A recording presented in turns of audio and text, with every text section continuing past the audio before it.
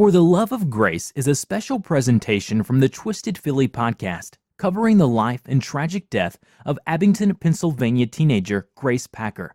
This series will follow the investigation into Grace Packer's disappearance and alleged homicide, while sharing stories from people who knew Grace and the community that came together in love to preserve Grace Packer's memory. This is the place where Sarah Packer reported Grace Packer missing back in July. Police are still searching for Grace's killer. We can't say, however, that her death is a homicide. Police have said they don't believe that Sarah has been honest with them. Fortunately, Grace Packer was a disposable child to these people. How could any mother do this to a child, to their child? I don't have an answer. Now the woman who adopted the 14-year-old is facing charges in connection to her disappearing. A mother charged with killing her daughter as part of a sexual fantasy. The question becomes, who will remember Grace Packer? Who will now speak for Grace Packer? We will.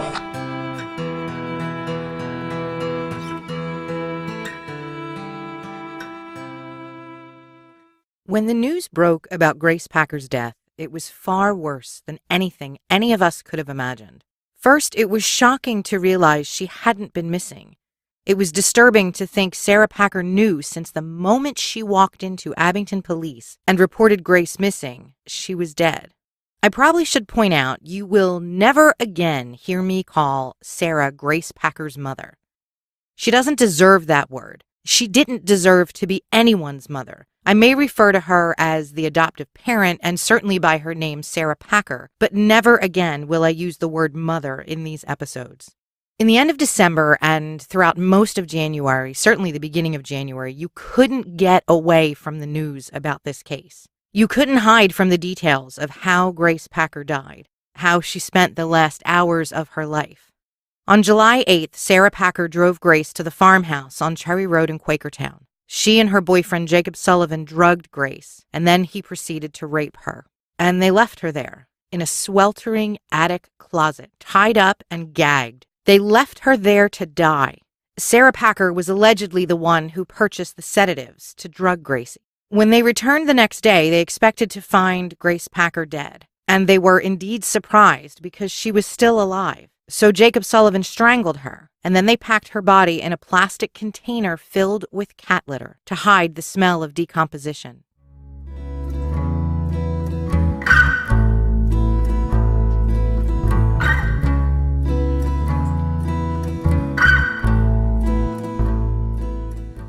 When Abington police tracked them down and visited their Quakertown home in October, Sarah Packer and Jacob Sullivan knew they had to remove Gracie's body from the house. They dismembered her and drove over 100 miles away to northeastern Pennsylvania. They dumped her body in the woods in Bear Creek Township, near the Francis Walter Reservoir. A plea for help 2 months after a pair of hunters in Luzerne County found the dismembered body of a teenage girl near the Francis Walter Dam. That discovery in Bear Creek Township led investigators to check a nationwide database of missing teens. Earlier this month, a match. In the first episode about Gracie, you likely noticed a more subdued version of me. These are not typical Twisted Philly episodes.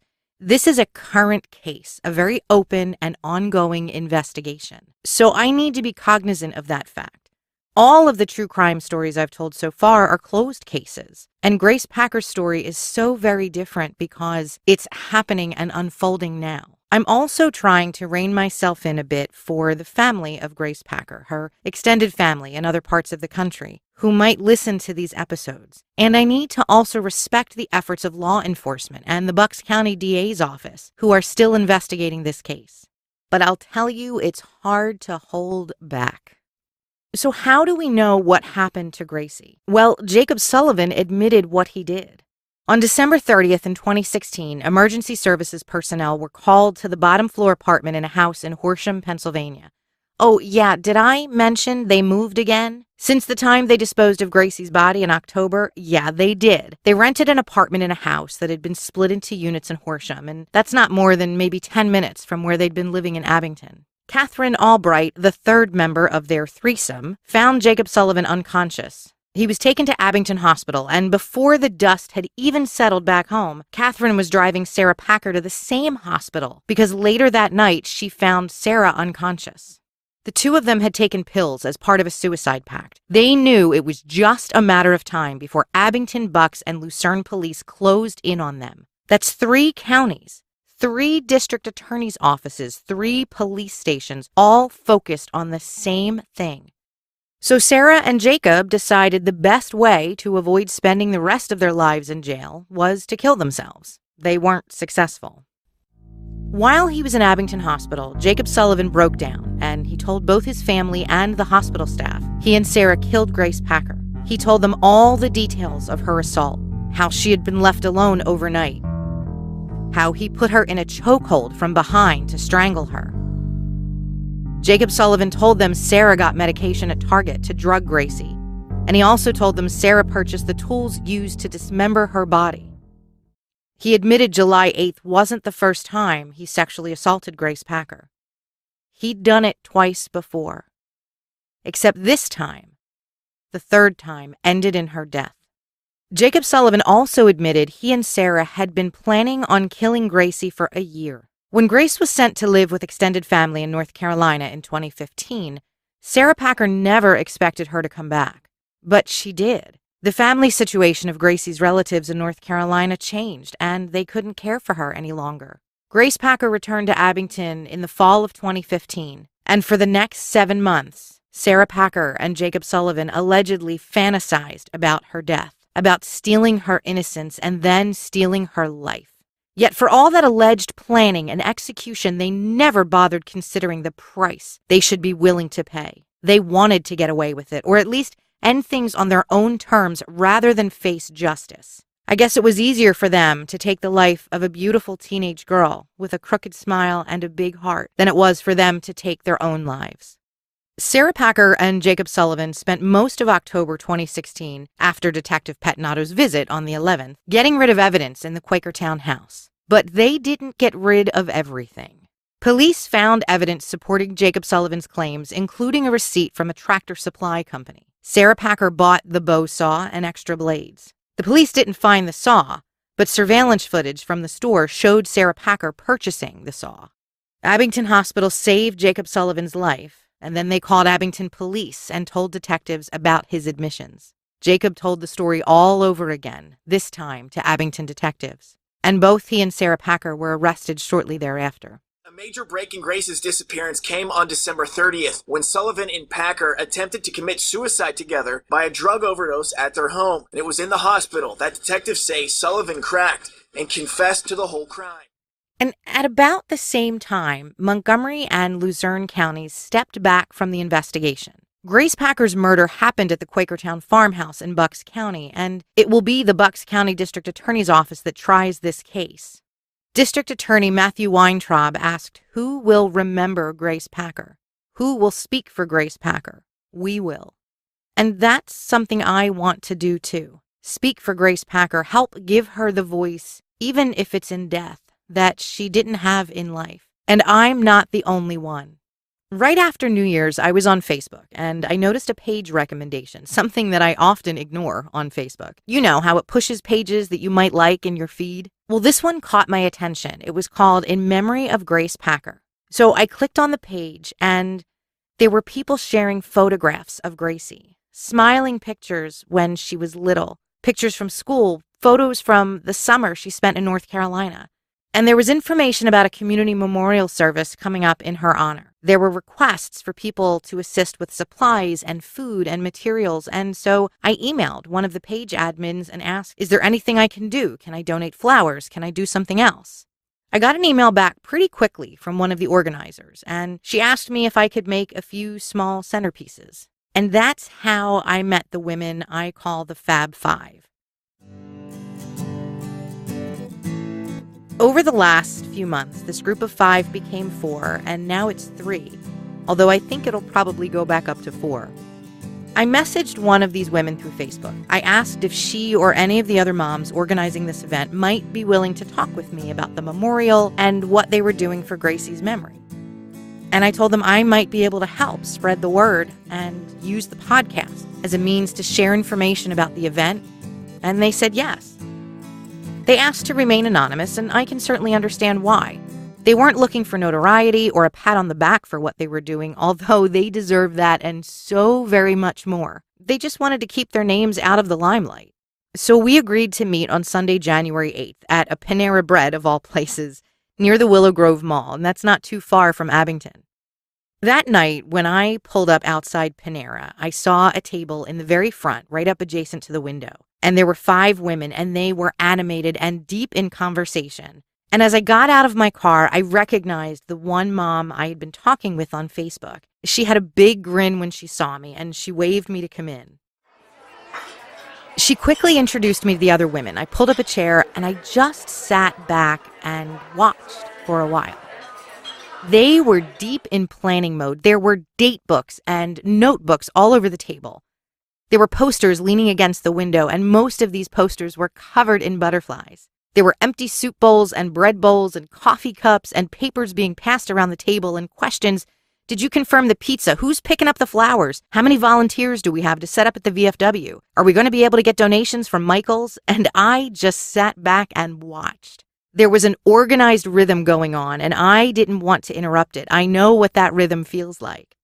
And then slowly they opened up a little. Their pace slowed, and there was a chance for me to interject. And I think the first thing I said was, I'm sorry for what the community is suffering. That morning, around 7 a.m., Bucks County issued a statement following Sarah Packer and Jacob Sullivan's arraignment the night before. And that's when we learned the details of Gracie's death. We were all so shaken, and we could see it on each other's faces. I asked these women if they knew each other before, and they did, but they didn't. 2 or 3 of them were already friends, and 2 more were already friends, and 1 or 2 in each group knew 1 or 2 in the other group, and they all teamed up to let Gracie know Abington loved her. That's also how I learned that Grace preferred to be called Gracie, and that she loved butterflies. Some of the women had kids in school with Gracie, and some didn't, either because their children were older or younger. One mom knew Grace more than the others. Her son was good friends with her, and they even showed me letters Gracie wrote to him. They talked to me about other kids who knew Grace Packer, how Gracie just seemed to befriend anyone who needed a friend, anyone who was, maybe a little different, anyone who looked like they needed a hug. Sometimes she walked with her head down in school, and sometimes she told her friends that her family was mean, but never anything more than that about what might have been going on at home. She'd only been in Abington since moving back from North Carolina, not long enough for anyone to really know what she must have been living through. Now, these women didn't know me from Adam. I was a stranger. I was there at the invitation of one member of their group, and I could tell, at least in the beginning, 1 or 2 were a little suspicious, and I don't blame them. And then I could also tell when their suspicions started to melt away. And we laughed together. We also cried together over empty bread bowls and cups of tea and butterflies. It was during this meeting I learned Sarah Packer was an adoption supervisor with Northampton County, and that she was terminated in 2010 because her ex-husband, David Packer, sexually assaulted both Gracie and a teenage girl they were fostering. He was found guilty and sent to jail for 5 years. He just got out in February 2016. It was during this meeting I learned one of the reasons Grace was originally placed in foster care was because of suspected abuse by an extended family member. Both those stories are public record, and I've been submitting Pennsylvania Right to Know Act since the beginning of January to get my hands on these public records. I have one, and I'm still working on another one. And what was so hard listening to some of this was to realize Grace was put in foster care for possible allegations of abuse. She was then abused by her adoptive father, and then abused by Sarah Packer's boyfriend, Jacob Sullivan. The women and I also talked about the community memorial they were planning on January 16th, and there was a church service and then a community forum with police, professionals from the foster care system, social workers, and grief counselors to provide education and information to any of the residents of Abington who attended. These women also set up a GoFundMe page, not only to cover the cost of Grace Packer's memorial, but also to start a charity in her name. Now, all of this was in the very early stages when I met with the Fab Five on Sunday, January 8th, and they've accomplished so much since then. The memorial was beautiful. It was fellowship. There was food and friendship, probably over 150 people. Township officials, the Abington police chief, there were foster care professionals talking about how communities need to do more for their children, with their children, and how they need more adult volunteers and programs to prevent children from becoming victims of crime. It seemed that everyone was in agreement that the system, and whatever that really means, failed Grace Packer at so many points in her life. I arrived early to help set up and decorate the VFW hall. I met more friends of the Fab Five, more mothers and grandmothers, husbands and fathers, most from the Abington community. I played the role of bouncer for a little while, which I'm sure isn't too hard to believe, when the press tried to get in. The organizers were serious about no press. This was something that wasn't open to the media. Now, they did meet one-on-one with members of the press, but this wasn't an event where they wanted cameras. They wanted to create a safe environment where people could talk openly about their feelings. I helped sell t-shirts and bracelets, and I helped clean up when the event was over. And so many of these people, they didn't know me. They didn't know anything about the podcast. I wasn't there for that. And everybody was just so kind and warm and welcoming, and it felt like family. Towards the end of the day, a young woman approached me. She introduced herself as a member of Gracie's extended family from out of state. She told me she heard I made the centerpieces, and she wanted to know if it would be okay if she took one home. I almost lost it standing there in that VFW hall. It was a stupid cardboard box that I'd painted and decoupaged and stuck a few silk flowers on top with a butterfly, and to her it was something precious. It was something that honored Grace. I felt very small and helpless. I felt like there just wasn't enough I could do to show these women how amazing they were and how radically they changed their community in a positive way, how radically they changed the lives of anyone that was touched by Grace and helped them hopefully move on to a place where they could start healing. What they did for Grace and what they continue to do every day through the charity of On Gracies Wings is beautiful. On Gracies Wings launched a little over a month or so ago, and I have to say thank you to so many of you, the Twisted Philly listeners, because when I shared the link for the GoFundMe page, overnight that fund jumped a few $1,000s. I saw so many names I recognized from social media donating, and so many of you shared the link on your social media pages. Now the fund is up to over $14,000, and just last week, the president of On Gracies Wings announced 2 scholarships for the 2017-2018 school year in Grace Packer's honor. They've also rented a storage facility for clothing donations and other items that are being used to help children in foster care. One of the moms, in fact, posted on Facebook today that they were spending their day making deliveries to foster children. And that's just the beginning. It's the beginning of hope. It's the beginning of healing for the community of Abington. On Gracies Wings is hosting a beef and beer event on March 24th. So if you're in the Philly area, you can find out more information on the Facebook page On Gracies Wings. And I'll post links to my Facebook and Twitter pages. News about On Gracies Wings will be a regular part of these episodes. That was the offer I made to these women. Let me help spread the word. Let me use this podcast, not just to talk about Grace's story, but about everything that these women are doing to honor her. That first night when I met the Fab Five, I wasn't too far from the house in Horsham where Sarah Packer and Jacob Sullivan lived when they were arrested. I wanted to see the house and see if Katherine Albright was there. I wondered if she'd speak to me, because I'm crazy. As it turned out, she wasn't home. She'd left and was living with family in New Jersey. I learned that from a neighbor whom I scared the shit out of when I walked up the driveway to the back porch that I thought was apartment B. And this poor guy was coming out of his house, and boom, here's a stranger standing in front of you. Apartment B was in the basement. The entrance was down a few steps under the front porch of the main house. The bottom apartment had a closed-in front porch, and in the porch there were bags of clothing and boxes of toys. There was a child's bicycle and a skateboard and seasonal items. I think there might have even been a rocking chair. And there was an enormous antique farm scythe leaning on the wall, which creeped me out.